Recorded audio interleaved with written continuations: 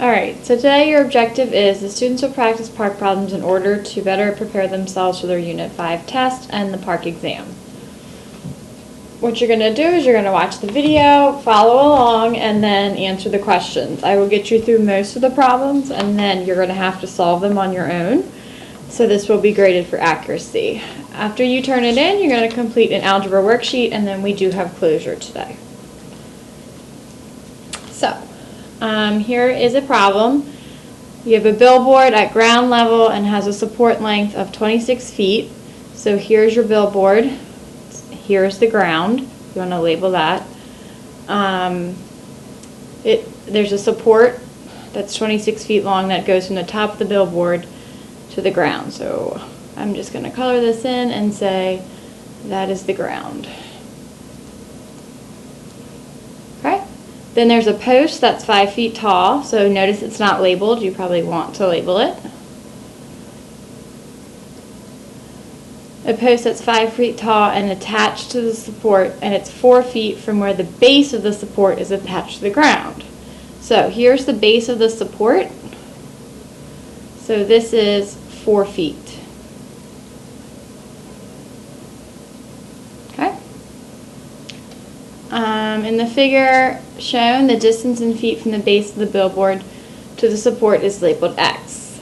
Create an equation that can be used to determine x, discuss any assumptions that should be made, and find x. Okay? So, if you haven't realized that this is going to be a similar triangles type problem. So I'm going to write that right here because this will help you with similar. You would see this part. Did I spell similar right? Similar triangles. So we want to find x. You want to think of this as two different triangles. You have the big triangle, and we know this is 26, and this is x. And then you have the little triangle, which this is 5, and this is 4. Okay? So we're going to assume, because they want us to write down our assumptions, we're going to assume the triangles are similar.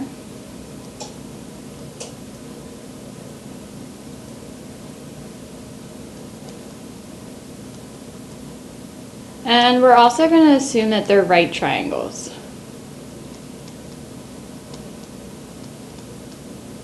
Okay? Because if they're right triangles, you can use the Pythagorean theorem. Because if you notice, you don't have this side length, which is the side length you would need. Because we could do x over 4, because they're the bottom of the triangle. We would do 26 over, and here's where you'd have to really just know what you're doing. If it's a right triangle, we know we can use Pythagorean theorem, which is 5 squared plus 4 squared equals c squared. So we don't want c squared, we want just c. So you would take the square root of those numbers, and you would have your side length. Now, if you want to simplify this a little more, you could do 5 squared is 25, and 4 squared is 16. Add those up. 25 plus 16 is 41. So we know that this side length right here is the square root of 41, which is not perfect. But that side is going to go right here. Okay? So this is definitely something that you can solve by cross multiplying. So I will be looking for your x value when I grade this problem. So I'll be looking for your x, and you also need to write down the assumptions because it says enter your equation. So here's your equation, your x value, and your assumptions. So the three things that I'll be looking for. All right. Okay, so this looks like a parallelogram type problem where they give us a lot of information. So you're going to want to label your pieces of information. Some questions are, some side lengths and diagonals are already labeled. So we know BE to be x squared minus 48, and we know DE to be 2x. So you know with a parallelogram that the diagonals bisect each other, which is why we can do this.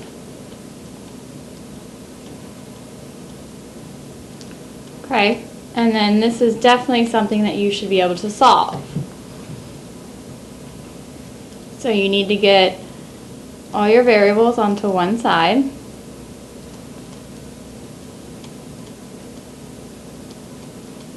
Okay, so you'll get 2 x's. You then need to substitute your x's to find the length of BE and DE. Remember, if you get a negative number, it is not an answer. So, if you substitute one of your x's in and you get a negative answer, that is not your answer. So make sure you circle the only one that's positive. So I'll be looking for your x's, and then you're going to use your x's and substitute in to get the length of BE, the length of DE. So that will be checked, because you should definitely be able to solve something like what's in the red. Alright, and then I'm going to give you part B. You have to figure out specifically what type of parallelogram it is. So if you look on your foldable, you'll see that the only parallelogram that has congruent diagonals is a rectangle. So this is a rectangle, and that's because the diagonals are all congruent.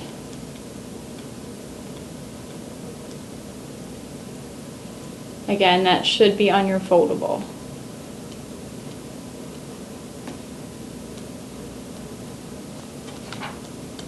Okay? All right. Number 1 here, you should definitely be able to do on your own. Just please keep in mind the order of these letters. And it's asking for X.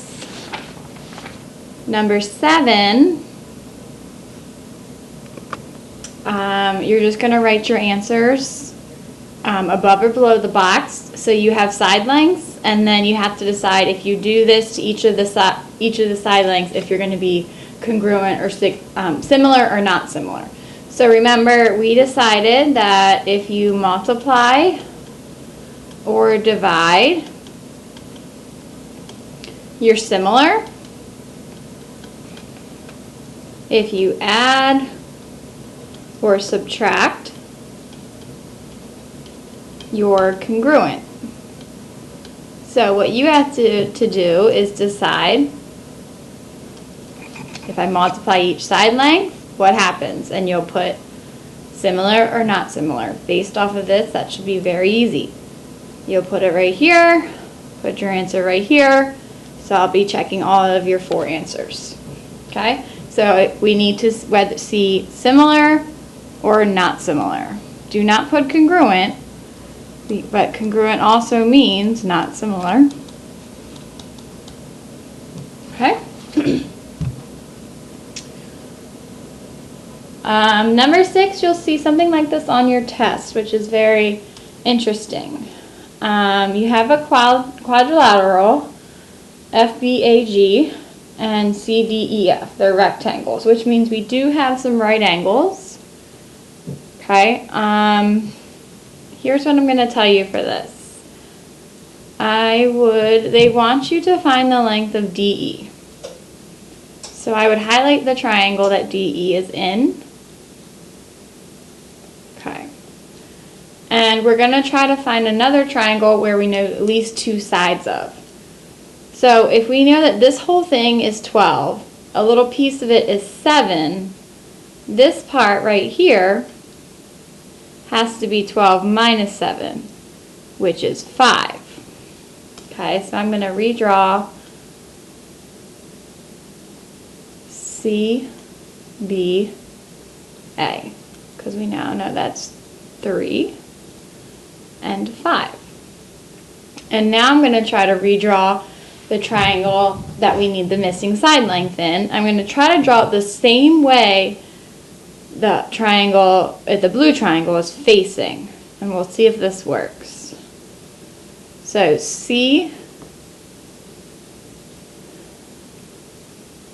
let's see, I would put E up here, D, and C. If you didn't redraw it, this is the side length we need to find. If you didn't redraw it, it would be like this. C, D, E. And we need to find this side length. And 12. So it's really important we put the correct numbers that correspond to each other. So DE corresponds to CB, which is 3. And you can kind of see that that's the vertical side of both triangles. That has to equal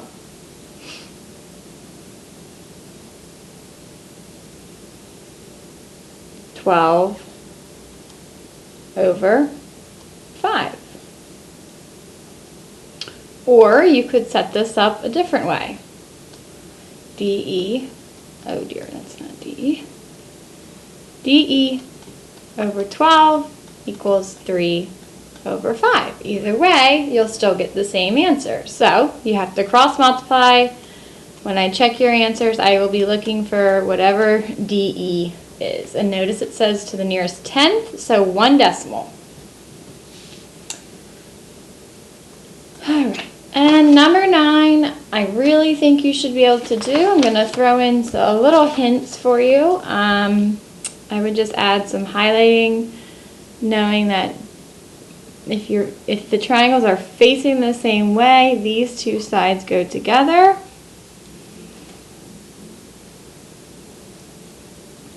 And these two sides go together.